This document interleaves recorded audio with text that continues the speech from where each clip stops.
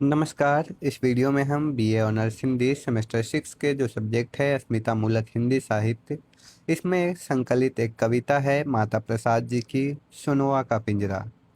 भोजपुरी बोली में यह कविता लिखी गई है।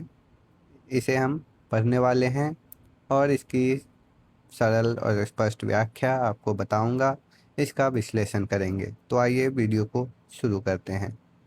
सबसे पहले मैं कविता की पंक्तियों को पढ़कर आपको सुना देता हूँ, फिर उसके बाद इसकी व्याख्या बताऊंगा।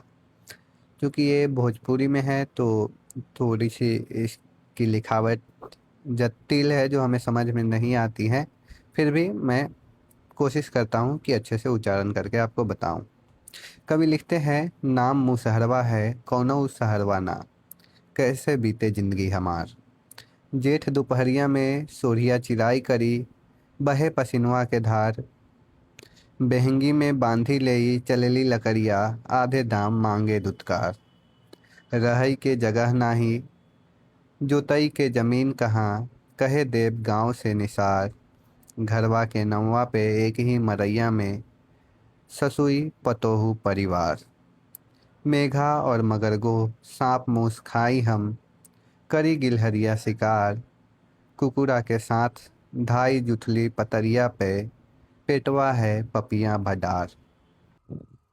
तनवा पे हमरे तो फटदा बसनवा बा, ओढ़ना के नाही दरकार।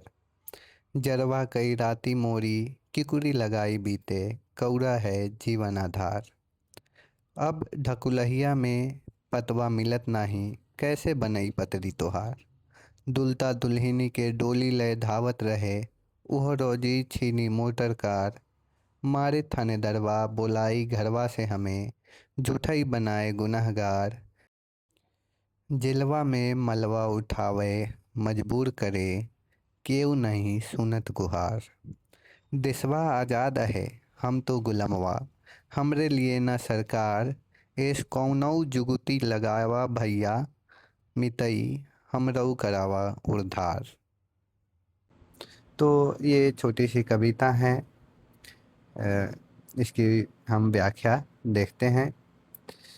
दलित चेतना, सामाजिक यथार्थ और श्रमिक जीवन की पीड़ा को स्वर देने वाले प्रगतिशील रचनाकार माता प्रसाद का यह प्रसिद्ध भोजपुरी गीत सुनवा का पिंजरा समाज के सबसे शोषित और उपेक्षित वर्ग, जो कि मुसहर समुदाय है, उसके लिए उसके जीवन की मार्मिक कथा को प्रस्तुत करता है।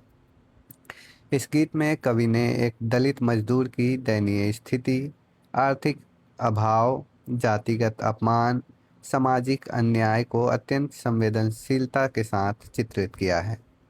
सोनवा का पिंजरा शीर्षक प्रतीकात्मक है, जो उस गरीब मजदूर की ज़िंदगी को दर्शाता है जो बाहर से जीवित दिखाई देता है लेकिन भीतर से गरीब और शोषण के पिंजरे में कैद हो चुका है। तो ये मुसहर एक जाति समुदाय है, उसकी अस्मिता को ले केंद्र में रखकर ये कविता लिखी गई है। तो आइए इसकी पंक्ति दर पंक्ति व्याख्या मैं आपको बताता हूँ। कविता के शुरू में मजदूर मजदूर के माध्यम से कवि इसमें लिखते हैं, तो वे मजदूर का परिचय दिलाते हैं, जिसमें वह कहते हैं कि नाम मुसहरवा है कौनऊ सहरवाना, यानी मेरा नाम मुसहर जाति है, मतलब मुसहर है जो एक जाति है, हमारा कोई शहर नहीं है। कैसे बीतेगा जिंदगी मेरा, मतलब कैसे बीते जिंदगी हमार। यहाँ मुसहर जाति का उल्लेख दलित पहचान और सामाजिक बहिष्कार को स्पष्ट करता है। वह कहता है कि उसका कोई सहारा नहीं है, इसलिए उसका जीवन अत्यंत कठिनाई में बीत रहा है। यह पंक्ति दलित वर्ग के असुरक्षित और उपेक्षित स्थिति को दर्शाती है। इसके बाद के पद में कवि श्रम शोषण और जातिगत भेदभाव को यहाँ चित्रित कर रहे हैं। वे कहते हैं, जेठ दोपहरिया में सोरियां चिराई करी, बहे पसीनवा के धार। यानी जेठ की जो तपती दोपहर होती है, उसमें वह खेतों में काम करते हैं और उसके शरीर से पसीने की धार बहती है। इसके बाद वह लकड़ियों को बांधकर बेचने जाता है, परंतु ऊंची जाति के जो लोग हैं, जो व्यवसाय करने वाले जो व्यापारी हैं, वे उसे डांट डांट कर उसकी जो लकड़ियां हैं उसे कम दाम पर, आधे दाम पर लकड़ियों को खरीद लेते हैं। यहाँ कवि श्रम के शोषण और जातिगत भेदभाव को उजागर करते हैं। इसके बाद के पद में कवि बेघरपन और आर्थिक दयनीयता को दिखाते हैं, जिसमें वे कहते हैं कि रही के जगह नाही, जोतई के जमीन कहाँ। यानी न तो रहने के लिए जगह है तो जोतने के लिए जमीन कहाँ से आएगा। उसके पास न तो रहने के लिए ठीक से स्थान है और न खेती करने के लिए जमीन। फिर भी गांव के प्रभावशाली लोग उसे गांव से निकाल देने की धमकी देते हैं। उसका पूरा परिवार एक छोटी सी झोपड़ी में रहने को विवश है। इससे दलितों की आर्थिक दयनीयता और सामाजिक असुरक्षा प्रकट होती है। इसके बाद के पद में कवि भूखमरी और अमानवीयता को चित्रित करते हैं। वे कहते हैं, मेधा और मगर गोह सांप मूस खाई हम। अर्थात पेट भरने के लिए उन्हें चूहे, सांप, गोह, गिलहरी तक खानी पड़ती है। यह अत्यधिक गरीबी और भूख का भयावह चित्र है। इतना ही नहीं, उन्हें कुत्तों के साथ जूठे पत्तलों पर भोजन करना पड़ता है। इससे समाज में व्याप्त अमानवीयता और जातिगत अपमान स्पष्ट होता है।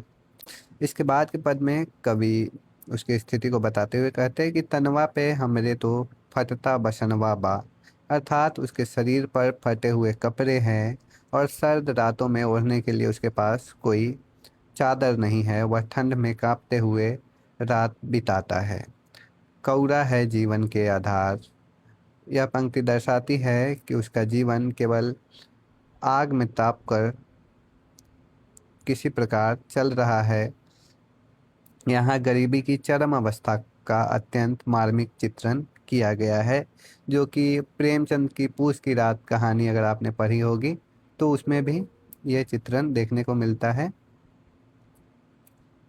फिर इसके बाद कवि बताते हैं, आधुनिकता और बेरोजगारी का संगम प्रस्तुत करते हैं, जिसमें वे बताते हैं कि दुल्हा दुल्हन के डोली लय धावत रहे, वह रोजी छीनी मोटर कार।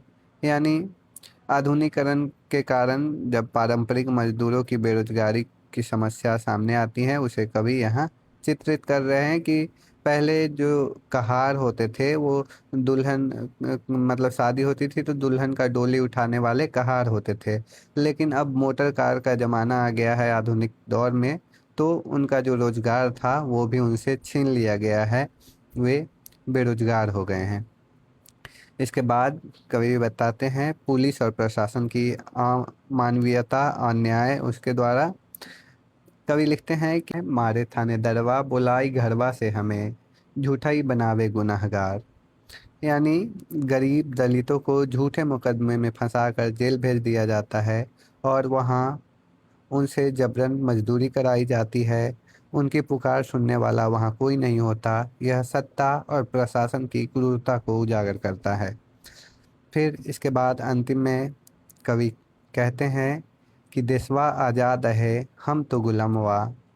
फिर वे कहते हैं कि हमरे लिए न सरकार, ऐस कौनो जुगुती लगावा भैया, हमरऊ करावा उद्धार। यानी देश तो स्वतंत्र हो गया है, लेकिन जो दलित और गरीब है वो आज भी गुलामी की जंजीरों में जकड़े हुए हैं। और उन्हें न सरकार का सहारा मिलता है, ना ही सामाजिक न्याय मिलता है। अंत में वह अपने उद्धार की गुहार लगा रहा है। और यह केवल एक व्यक्ति की पीड़ा नहीं है, बल्कि ये पूरे दलित समाज की, पूरे दलित वर्ग की चेतना की पुकार है। इस प्रकार हम कहें तो सोनवा का पिंजरा गीत दलित और श्रमिक जीवन की त्रासदी का अत्यंत मार्मिक दस्तावेज है। कवि माता प्रसाद ने मुसहर समुदाय की गरीबी, जातिगत शोषण, भूख, बेघरपन और सामाजिक अन्याय को यथार्थवादी शैली में प्रस्तुत किया है। यह गीत केवल करुणा उत्पन्न नहीं करती, बल्कि समाज और शासन से दलितों के अधिकार एवं सम्मान के लिए आवाज़ उठाने का संदेश भी देती है। तो इस प्रकार हमने इस भोजपुरी के गीत को हिंदी में समझा, इसका सरल अर्थ आपको बताया। आशा करता हूँ आपको समझ में आया होगा। आपके पाठ्यक्रम की और भी वीडियोज बनाई जा रही हैं, चैनल पर प्लेलिस्ट बना दिया गया है, आप उन्हें वहां से खोज सकते हैं। और चैनल को सब्सक्राइब कर लीजिए ताकि आने वाली वीडियोज आप तक पहुंच सके। और वीडियो को अपने दोस्तों के साथ साझा कर दीजिए। टेलीग्राम चैनल पर सारे वीडियोज की पीडीएफ मिल जाएंगी। आप हमें इंस्टाग्राम पर भी फॉलो कर सकते हैं। मिलते हैं नेक्स्ट वीडियो में। धन्यवाद।